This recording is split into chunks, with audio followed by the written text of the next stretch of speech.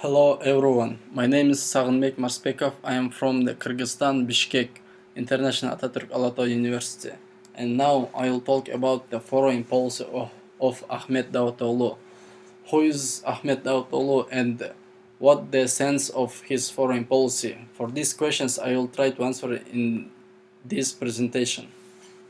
So let's start from his biography. Ahmet Davutoglu was born in 26 February in 1959, and he is a Turkish academic politician and former diplomat who was the Prime Minister of Turkey and leader of the Justice and Development Party from August 2014 to May 2016. He previously served as the Minister of Foreign Affairs from 2009 to 2014 and as chief advisor to Prime Minister Recep Tayyip Erdogan from 2003 to 2009. He was elected as an Justice and Development Party Member of Parliament for Konya in the 2011 general election and was re-elected in November 2015 in general elections. Also, he resigned as Prime Minister on 22 May 2016. And his famous book, which he wrote, is called Strategic Debt, and this presentation will be based on his book. And now the foreign policy of Turkey. As we know, Turkey is a central state located in the part of Eurasia and has several identities.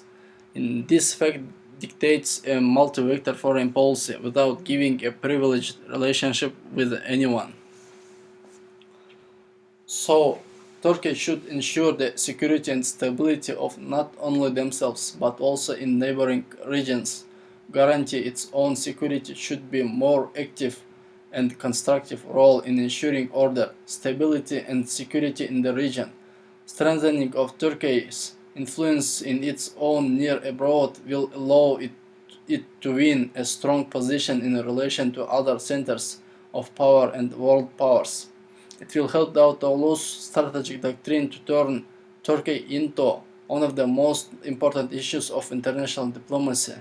The most important consequence of this doctrinal change is the fact that Turkey is no longer a country on the periphery of the European system, or frontline states strongly associated with the West.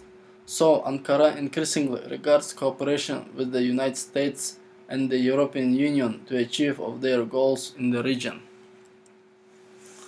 And Davutoglu's foreign policy, based on his own created 3 methodological principles and 5 principles of action. The first methodological principle was idealistic approach to the problems which dominated the foreign policy of Turkey during the Cold War. The second idea involves the implementation of a consistent and systematic foreign policy of Turkey around the world.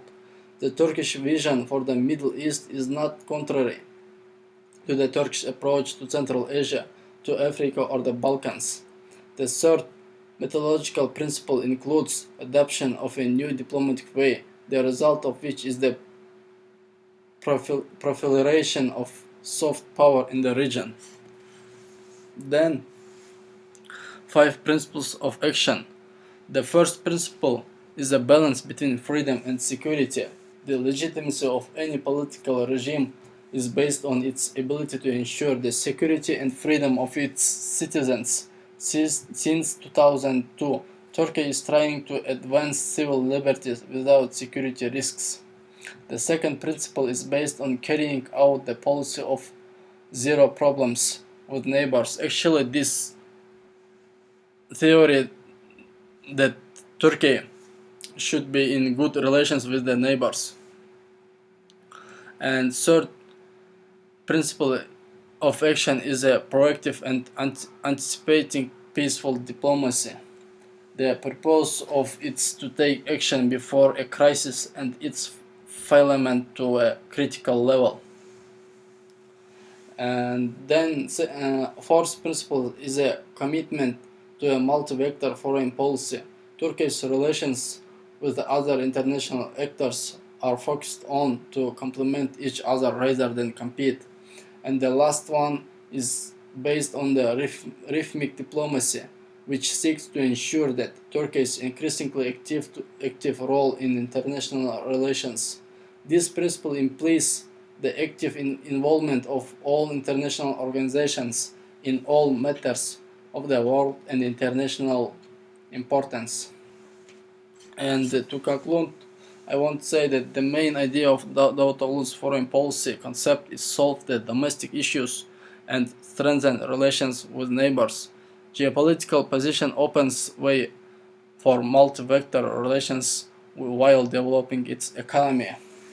Also, with the combination of different parameters, the country cannot be minor member of the NATO. Many analysts believe that by the end of the Cold War, Turkey will inevitably turn from the flank of NATO to second state members, which Davutoglu was able to refute. So thank you for you all, and goodbye.